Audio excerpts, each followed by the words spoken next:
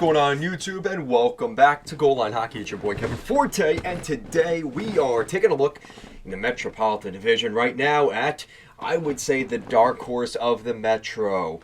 It's the Carolina Hurricanes. We're going to take a look at the Hurricanes and why I think this is the year for the Carolina Hurricanes. We're going to discuss that in today's video. If you like this kind of content, want to see more hockey videos, especially going into the playoffs, make sure to like, comment, share, and subscribe. Let's get right into it. So, the Colorado Avalanche have some competition out on the East Coast, and that is the Carolina Hurricanes. I think the Carolina Hurricanes are the team to watch for in the East, specifically the Metropolitan Division. I think the Atlantic Division, you can make an argument between a bunch of different teams, right? Tampa's always going to be a threat. Boston and Florida are presumably the favorites right now, and there's always that team, the Toronto Maple Leafs, that can make things difficult. So the Carolina Hurricanes in the Metro are kind of the team to watch for. You know, the Rangers are obviously a really big contender. I've seen them twice this past week. They're a pretty good hockey team. There's no doubt about that. But the Hurricanes are a little bit different because of the fact that we go back to December of this season. And let's take a look at that, because I think this is a really important point to drive home. The Carolina Hurricanes did not have a ton of success earlier on this season. This is a team that struggled out of the gate, and it was to the point where you were kind of saying to yourself, oh man, are we maybe going to miss the playoffs this year? Well, that has all changed now. The Carolina Hurricanes have really turned it on. 45-20-7, 97 points, technically second in the Metropolitan Division. Well, yeah, no, they're second in the division, right? 94 points. The Rangers have 96, so they're right there. But let's look at what this team's record was earlier this season, because you look at early in the year, they really struggled. And let's go back. I'm trying to think of a good point of reference to go to. Let's go to, let's see. Yeah, so look at their record right here. So they were 500 right before Christmas. Their game right before the end of Christmas, right? A loss to the Islanders, 17-13-4. And then everything started to change after that. After Christmas, that's where things changed for this team. Because look, they right away go on a 5-game winning streak. A couple of Metropolitan teams in that, right? You know, you've got the Rangers and the Capitals in there. Those are some pretty key pivotal games for the Carolina Hurricanes. Now moving along through the schedule, you don't really see a ton of losses, right? You know, there's occasional losses here and there, but not like long losing streaks. And that's how they got to where they are right now, is they just didn't have a lot of losing streaks. And I'm trying to think, right? When was their last 3-game losing streak? I don't think they had one, right? 1, 2, 1, 1, 1, 1. So let's go back. Yeah. So just to put this in perspective, okay? The last time the Colorado, I keep saying Colorado, sorry, I just made a video on the Avalanche. The last time the Carolina Hurricanes lost 3, really, well, it's a 4-game losing streak. The last time they had a 3 games or more losing streak, look right here. It was a 4-game losing streak back in the second week of December.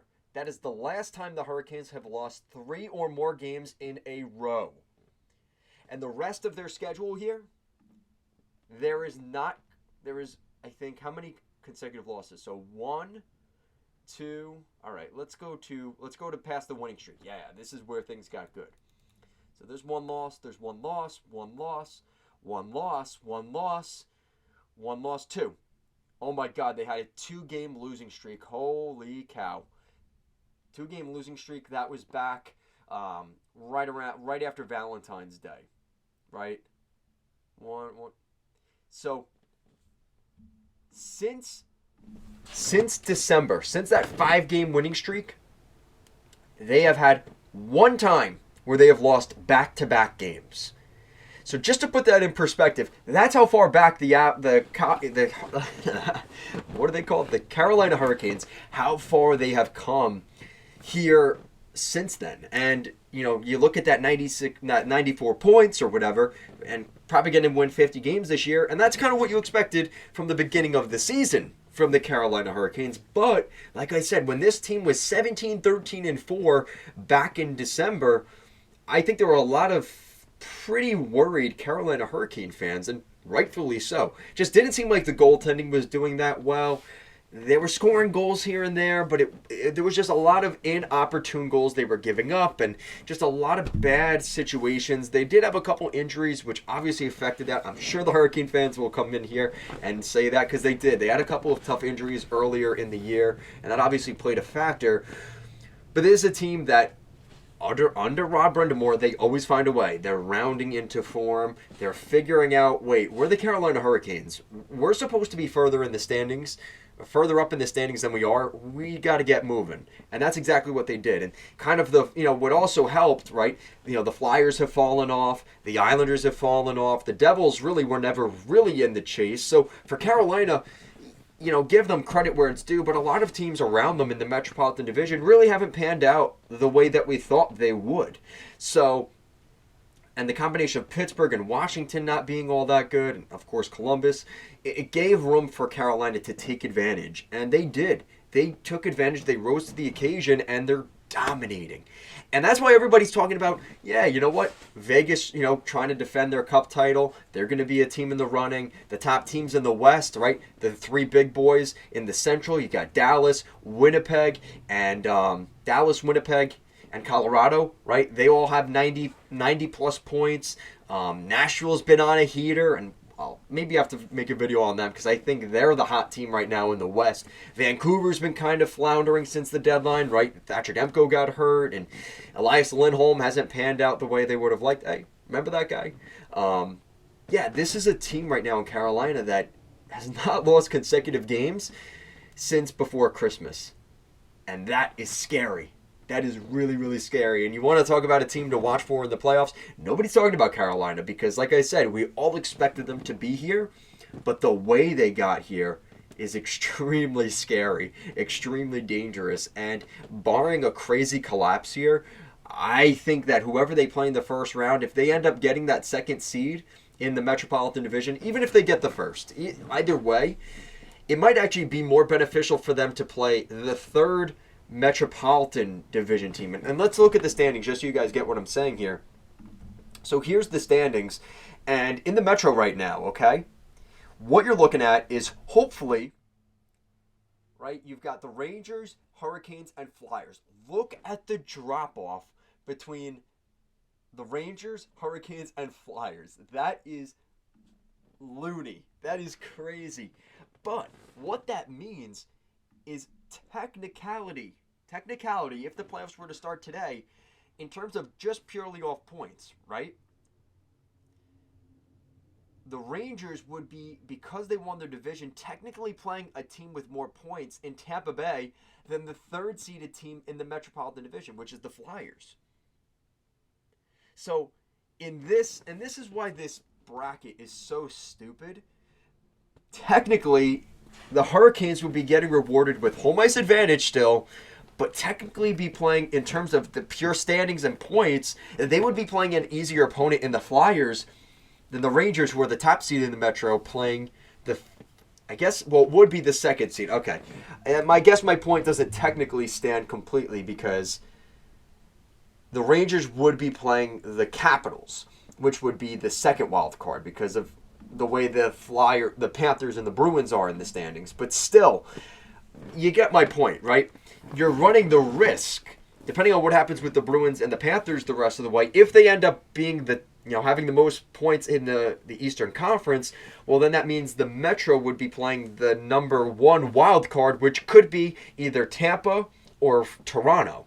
And if that's the case, that is a really dangerous team to play. And you want to talk about maybe an upset in the first round? If Tampa or Toronto is in that first wild card, they could I would expect them to beat the top seed in that, whoever they play, whether the top team in the Metro or the top team in the Atlantic, specifically the Atlantic. I think that is a very vulnerable spot. So right now, it might be one of those things. If Carolina stays where they're at, I know they're trying to fight for the top of the division. You might not want to do that. you might be better off kind of staying where they are, right? Still getting home ice advantage in the first round. You get to play either Washington or Philly, because at this point, that's kind of the race right now, is kind of, nobody seems to want that spot in the Metro. That third spot is vacant, and I know Philly's technically sitting there, but the last couple weeks, really since the beginning of 2024, they have acted like they don't want that spot. And like I said, Washington is still in the chase. Philly's in the chase. It could come down to maybe Detroit being in that conversation. I'm already writing off the Islanders and the Devils. I think both those teams are done. So that kind of leaves the Red Wings as the other team that could maybe still get in. And if that's the case, that could be a real interesting situation. And I want to get back to the point here, right? Why is this the year that the Hurricanes can get it done? Okay, so the reason I say that, a couple of things.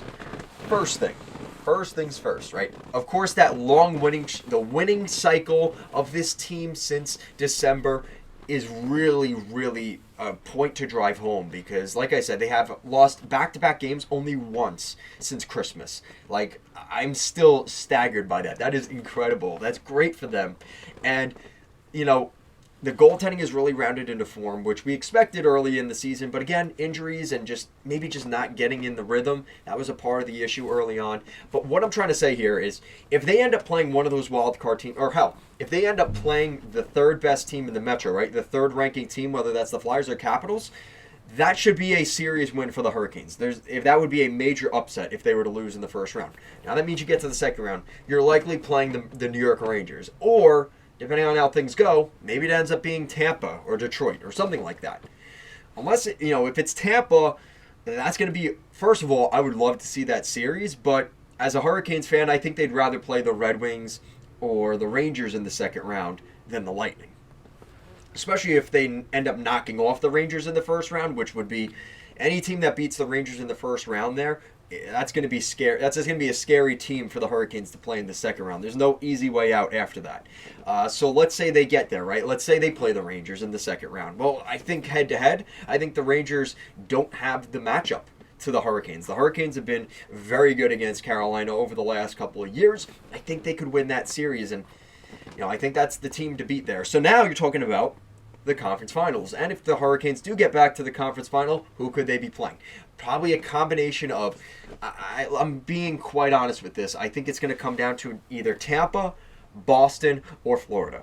And it's not that I hate discrediting the Leafs here, but let's be honest, until they have shown that they can do it, it's hard for me to put them as one of those teams. So let's say Carolina plays Boston, Tampa, or Florida. I think the only team that would really scare me there is the Tampa Bay Lightning. I just think head-to-head matchup, I don't know if Carolina is the best for that. And it's the Tampa Bay Lightning, right? Not many teams match up well against them, especially in the playoffs. They lost to Florida last year. I think that could be kind of a what is that called? A villain arc, right? Is that what it's called? Where they kind of try to get revenge on them from last season. I could see that. I think they could beat the Panthers or the Bruins in a 7-game series in the conference final. And that would be a rematch of last year against Florida. And I believe a rematch of 2018. I think it was 2018 when the Bruins and the Hurricanes went to the Cup final. I think it was 18. Might have been 17 because they played the Blues in the final. Either way, you guys know what I'm talking about, right? It was either 2017 or 2018. Technicality doesn't matter. But either way, that would be a rematch once again of the Eastern Conference Final, and I think Carolina could do it. I think Carolina is capable of going to the Stanley Cup Final this year. And with the way they're playing, I don't bet, and I'm not going to give you betting advice here, but if there's a team to bet on going into the playoffs, I would say that the Carolina Hurricanes might be the best team to do something like that with. And yeah, like I said, I think that the Hurricanes, there's a lot of things about this team that you have to like. And like I said, the combination of winning, the results on the ice, the goaltending rounding into form, they're scoring a lot of goals. They're just coming into form at the right time, and they've been hot for a while. And if they could ride this hot streak going into the playoffs, that's a chef's kiss. And I think that's a recipe for disaster for the rest of the Eastern Conference. But let me know what you guys think in the comment section down below. Do you think this is the year that the Carolina Hurricanes can get back to the Stanley Cup Final? or do you think they'll flounder out? Let me know what you guys think down below. Guys, as always, thank you so much for watching, and I will see you again next time. Peace out, guys.